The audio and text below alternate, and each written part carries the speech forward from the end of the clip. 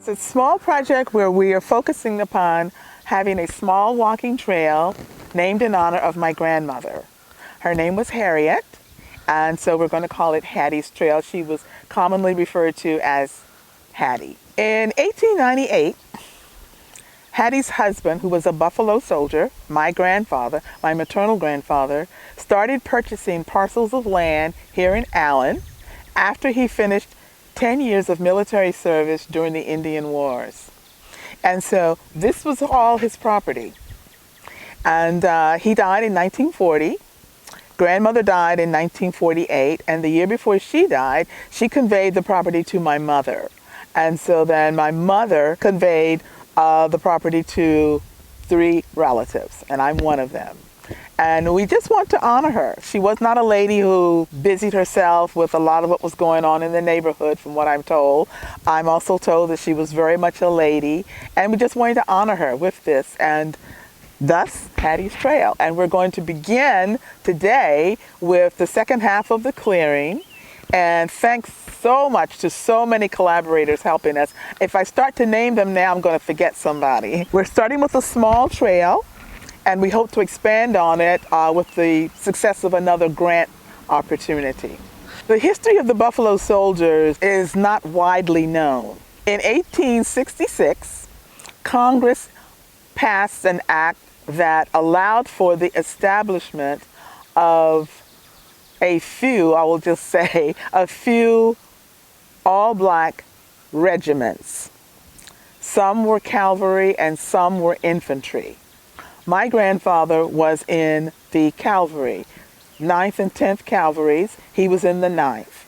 And they served in the Indian territories, fighting Native Americans when needed, carrying mail, building forts, hanging telephone lines, telegraph lines, and escorting white settlers who were moving west. And that was in fulfillment of the U.S. government's Manifest Destiny doctrine.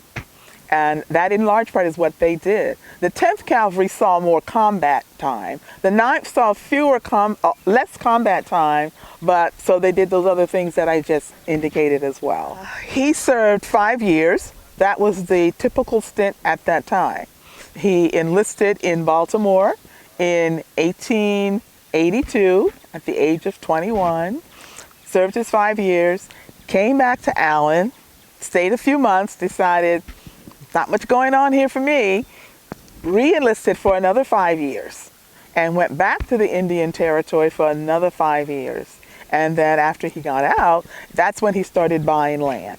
So I first was contacted by Deborah Scott several months ago, and she told me about this exciting Buffalo Soldier living history site she wanted to create down here in Allen. As we went on, I became really fired up with what she's trying to do, and I think that this is something that will add a lot to the area and be a nice example of a local piece of history that a lot of folks have forgotten, a lot of folks don't think about. The intention of Deborah and the others out here is to try to use this in an educational way. So they're already going to be educating people about Buffalo Soldiers.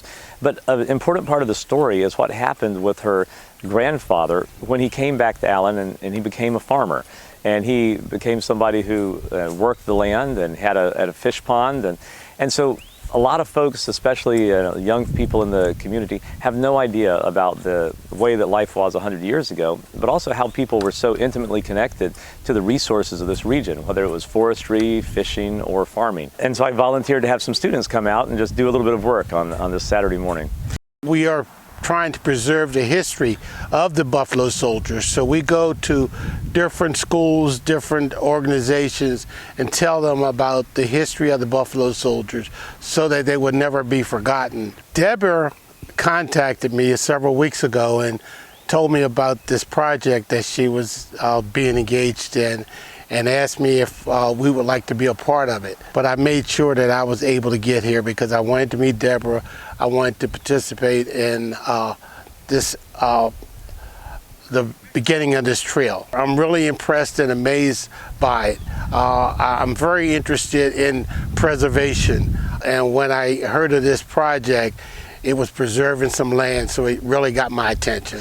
And once the trail is made, then we'll get to the interpretation part. And I know they want to have some signage up, and they want to be able to educate people through the way that they interpret what is out here, not just having the trail, but what people actually learn as they go through. I'm just glad to be here and glad to be a part of this. We are so thankful to have you here, and we look forward to collaborating with you again in the future.